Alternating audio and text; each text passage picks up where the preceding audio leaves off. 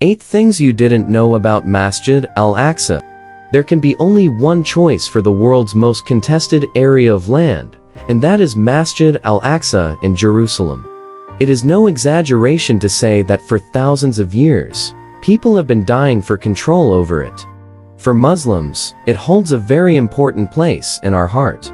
It is the third most holy site in Islam. It is the location that the Prophet Muhammad, peace be upon him, was transported to during the journey of Isra and Miraj. It was the scene for the most extraordinary gathering in the history of mankind, when every prophet that ever lived were gathered together for a congregational prayer behind Prophet Muhammad, peace be upon him. And yet, here are some things you may not already know about Masjid Al-Aqsa. 1. It isn't just one mosque. Yes, there are multiple mosques on the site that we know as Masjid Al-Aqsa. We think of Masjid Al-Aqsa as the building at the southernmost corner of the mosque. In actual fact, that is the Qibla Mosque, so called because it is the closest to the Qibla. The whole mount is Masjid Al-Aqsa and is sometimes referred to the Haram al-Sharif to prevent confusion. But there are other mosques present on the site which are usually connected to historical incidents. For example, the Barak Masjid, the Marwani Masjid, and more. 2. It is a burial ground. There is no record of how many prophets and sahabas of the Prophet Muhammad, peace be upon him, are buried there. But there are certainly many. For instance, Prophet Sulaiman, alayhi salam, is possibly buried there, since we know that a prophet is always buried where he died. And he, alayhi salam, died whilst supervising the construction of the previous building. In some traditions. 3. It was a garbage dump. In the period of time when no Jews were allowed to live in the city, the mainly Roman inhabitants used the area of the masjid as a garbage dump. When Khalifa Umar liberated the city, he cleared the trash with his bare hands. He also ended the centuries-old exile of the Jews and invited 70 families of a nearby refugee village back into Jerusalem, giving them the right to return after centuries in exile, a favor that our cousins seem to have forgotten. 4. Al-Ghazali lived and wrote his magnum opus there. One of the most famous books in Islamic literature is Ihya Ulum al-Din by the great scholar of Islam Abu Hamid al-Ghazali. He is a man that is revered by all schools of thought for his ability to plunge into the depths of the human soul, whilst remaining anchored to Quranic and prophetic teachings. What most people don't know is that al-Ghazali, for a time, lived in Masjid Al-Aqsa and wrote the book whilst there.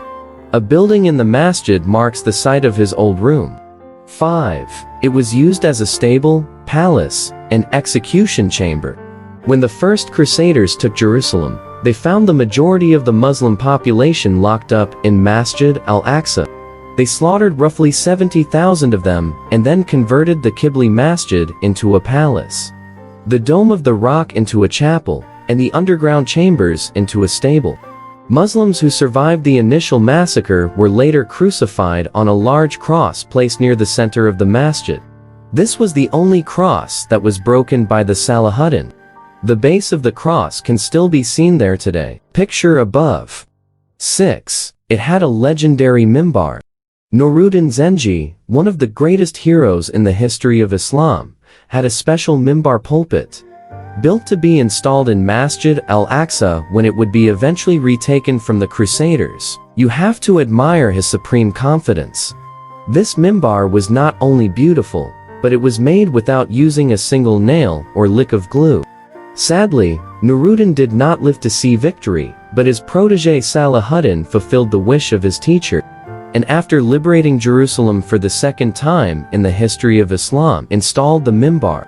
It is still a work of legend amongst artisans and craftsmen.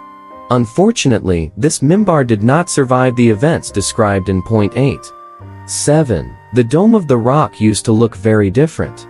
The Dome of the Rock, what is likely to be the first dome ever built in the history of Islam, was built by the Umayyad Khalifa Abdul Malik ibn Marwan.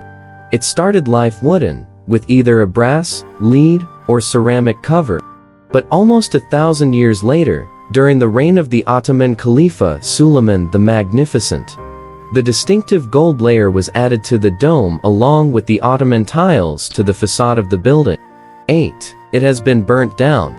Ever wonder what would happen if Masjid Al-Aqsa was violated? A conquering army flag flown from the dome of the rock, and the masjid itself burnt down. Surely the Muslim world wouldn't let that happen? Think again. In 1967, Jerusalem left Muslim hands for the third time and came under the control of Israel. The conquering Israeli soldiers flew their flag from the dome. The Israeli leadership realized that overt control of Masjid Al-Aqsa would serve as a constant provocation to the Muslim world. They used the fig leaf of a waqf in order to placate the Muslims into complacency. It worked. In 1969, an Australian Zionist set fire to the mimbar of Nuruddin and the Qibli Mosque itself. The resulting inferno enveloped the entire Qibli Mosque. The Muslim world awoke to scenes from the worst of nightmares. Desperate Palestinians tried to put out the flames in any way they could. An entire ummah hung their head in shame. Since then, the mosque has been rebuilt and refurbished, but the assaults against the third holiest site in Islam continue to this day.